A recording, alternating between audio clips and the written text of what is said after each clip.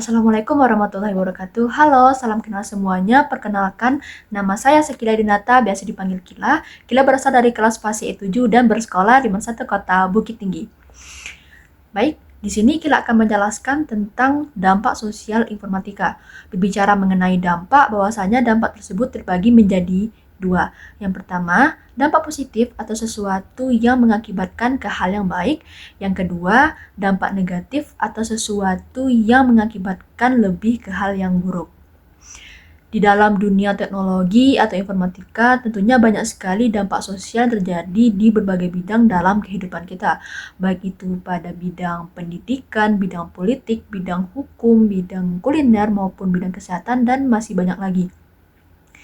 Nah, Kila akan memaparkan atau menunjukkan sekaligus menjelaskan kepada teman-teman semua dampak sosial informatika dari salah satu bidang-bidang tersebut, yaitu di bidang kesehatan. Mengapa Kila memilih bidang kesehatan? Karena bidang tersebut sangat berhubungan dengan cita-cita Kila, yaitu dokter. Dan hal ini dapat menambah wawasan bagi diri Kila sendiri dan tentunya bagi teman-teman semua, serta bisa menjadi prepare bagi Kila dalam menggunakan teknologi di bidang ini di masa yang akan datang. Pada bidang kesehatan, kita sama-sama mengetahui bahwasanya rumah sakit atau tempat-tempat pelayanan kesehatan lainnya banyak menggunakan alat teknologi yang canggih. Contoh kecilnya saja seperti penggunaan laptop atau komputer. Nah, dalam penggunaan hal ini, para petugas medis akan lebih mudah menyimpan data pasien dengan baik dan tentunya akan lebih aman. Selain itu, para dokter juga dapat mendiagnosa penyakit yang terdapat pada diri pasien lebih cepat dan akurat. Namun, bagi mereka yang tidak dapat menggunakan atau memanfaatkannya dengan baik dan benar, tentu akan mengakibatkan atau menimbulkan dampak negatifnya. Berikut ulasan mengenai dampak positif dan dampak negatif perkembangan iptek di bidang kesehatan. Dampak positif. Yang pertama, membantu dalam pelayanan kesehatan. Yap, dengan menggunakan ponsel pintar atau smartphone kita. Dengan adanya smartphone ini, sangat banyak manfaat yang dapat kita rasakan. Contohnya saja seperti pada bidang kesehatan.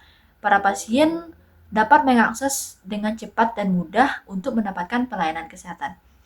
Yang kedua, mempercepat jam tunggu pasien. Nah, masih dalam penggunaan smartphone saja. Sekarang, para tenaga medis sudah mengaplikasikan aplikasi pelayanan kesehatan. Jadi, jika ada pasien yang ingin berkonsultasi dengan dokter, pasien dapat membuat janji terlebih dahulu dengan dokter tersebut dan datang di waktu yang telah ditentukan. Nah, hal ini pasien dapat mendapatkan pengobatan secara cepat tanpa menunggu waktu yang berjam-jam.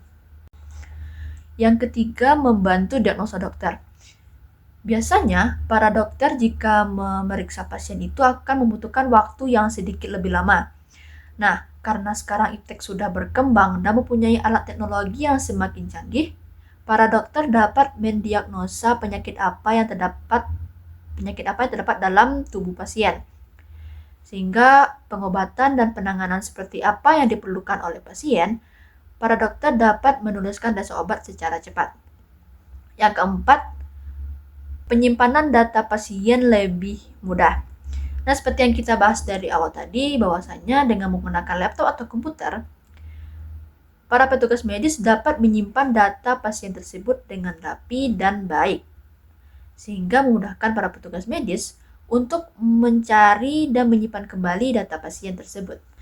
Selanjutnya, kita beralih ke dampak negatif perkembangan iptek di bidang kesehatan.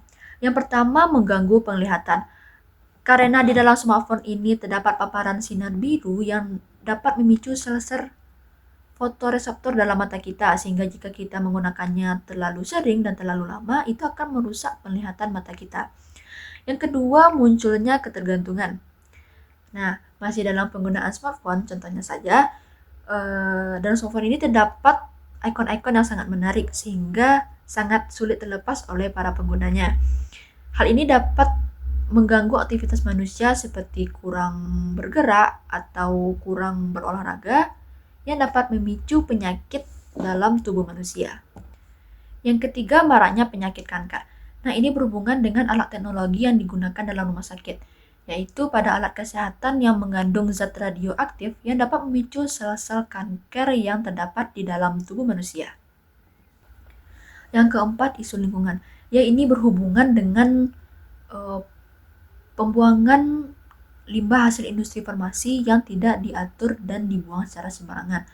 Tentunya dalam limbah tersebut sangat banyak mengandung bahan-bahan kimia yang dapat mengancam keseimbangan ekologi. Yang kelima, biaya kesehatan yang meningkat. Karena iptek semakin berkembang, alat teknologi medis semakin canggih, diikuti biaya produksi yang mahal. Tentunya meningkatkan biaya perawatan kesehatan dan membatasi akses masyarakat terhadap pelayanan yang berkualitas. Inilah salah satu yang menjadi penyemangat Kila bercita-cita menjadi seorang dokter. Ingin sekali rasanya membantu masyarakat dalam perawatan kesehatan yang berkualitas, yaitu dengan membuka pelayanan gratis bagi masyarakat yang ekonominya kurang memadai. Bismillah, Kila sangat berharap, terus berdoa kepada Allah dan tentunya diiring dengan usaha. Semoga cita-cita Kila ini dikabulkan, yaitu menjadi pahlawan bagi orang banyak. Terima kasih kepada teman-teman semua yang telah menonton, menyimak, dan mendengarkan materi yang telah Kila jelaskan. Semoga ini dapat menambah wawasan dan ilmu bagi kita semua. Saya, Sakila Dinata, pamit undur diri. Wassalamualaikum warahmatullahi wabarakatuh. I'll guarantee